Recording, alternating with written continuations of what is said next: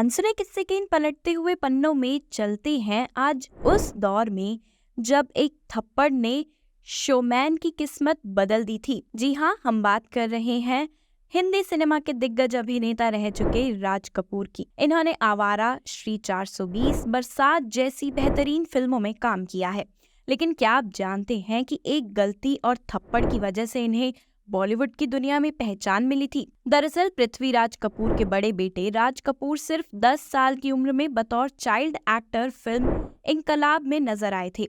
पिता के कहने पर राज फिल्मों में क्लैप बोर्ड लेकर खड़े होने लगे थे।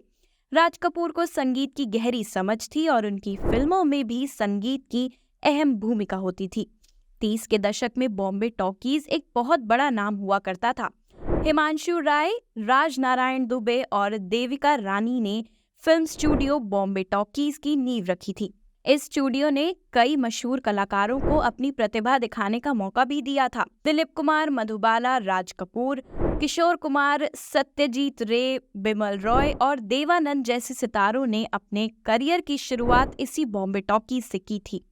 राज सेट पर अपने बाल संवारते थे, जिससे अगर गलती से स्क्रीन पर आए तो अच्छे से दिखें। एक दिन स्क्रीन पर दिखने के लिए राज कपूर ने इतने नजदीक से जाकर क्लैप दिया कि हीरो की दाढ़ी बोर्ड में फंसकर निकल गई थी। ये देखकर डायरेक्टर केदार शर्मा इतने गुस्से में आ गए कि उन्होंने राज कपूर को सेट पर ही जोरदार थप्पड़ लगा दिया था। राज ने कोई रिएक्शन नहीं दिया और काम में लग गए। अगले दिन पछतावे में केदार शर्मा ने उन्हें बुलाया और उन्हें अगली फिल्म नील कमल का हीरो बना दिया। राज ये सुनते ही रोने लगे। केदार शर्मा ने कहा कि जब तुम्हें मैंने थप्पड़ मारा था तब तुम नहीं रोए, तो अब क्यों रो रहे हो?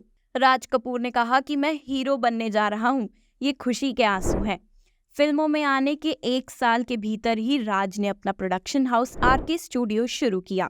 इस प्रोडक्शन ने आवारा, बूट पॉलिश, श्री 420, बॉबी और प्रेम रोग जैसी हिट फिल्में बनाई और शोमैन बनकर हिंदी सिनेमा पर राज किया। राज कपूर, देवानंद और दिलीप कुमार के बीच बहुत गहरी मित्रता थी। ये तीनों जब भी मिलते तो खूब बातें करते।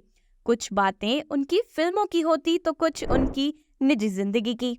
ऐसी ही कुछ बातों को याद कर स्वर्गीय देवानंद के निकटतम सहयोगी मोहन चूरीवाला कहते हैं, मुझे आज भी याद है, देव साहब ने मुझे बताया कि कैसे दिलीप कुमार की शादी में सब शामिल हुए थे और शादी के बाद जब सायरा बानो जी अपने कमरे में दिलीप साहब का इंतजार कर रही थी, तब कैसे दिलीप साहब को राज कपूर और देव साहब उन्हें उनके कमरे के बाहर तक छोड़ा था।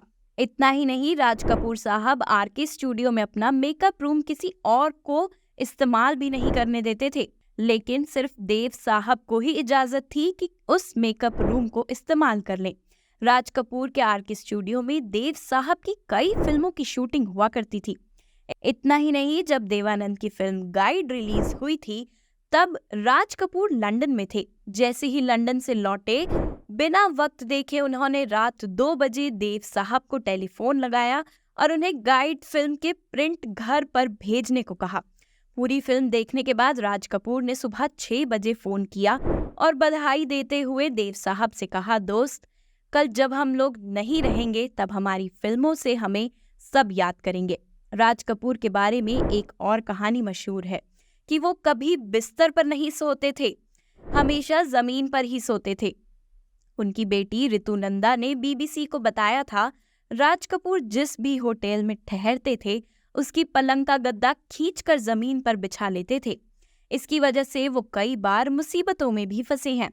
लंदन के मशहूर हिल्टन होटल में जब उन्होंने ये हरकत की तो होटल के प्रबंधकों ने उन्हें चेताया कि उन्हें ऐसा नहीं करना चाहिए था, लेकिन जब उन्होंने दोबारा वही काम किया तो उन्होंने उन पर जुर्माना लगा दिया। वो 5 दिन उस होटल में रहे और उन्होंने खुशी खुशी पलंग का गद्दा जमीन पर खींचने के लिए रोज जुर्माना दिया। 1988 में राज कपूर को दादा साहब फाल्के पुरस्कार से सम्मानित किया गया। जब वो सिरीफोर्ट ऑडिटोरियम में पुरस्कार लेने पहुंचे तो उन्हें दमे का दौरा पड़ा। राष्ट्रपति वेंकटरमण सारे प्रोटोकॉल तोड़ते हुए मंच से खुद नीचे उतर कर आए और उन्होंने राज कपूर को सम्मानित किया। राज कपूर को वहां से दिल्ली के एम्स अस्पताल में ले जाया गया, जहां वो कोमा में चले गए और 2 जून 1988 को रात 9 बजे उन्होंने इस दुनिया को अलविदा कह दिया। तो ये थे शोमैन राज कपूर की जिंदगी से जुड़े कुछ किस्से। ऐसे और भी किस्सों को सुनने के लिए अभी सब्सक्राइब करिए हमारे चैनल अनसुने किस्से को।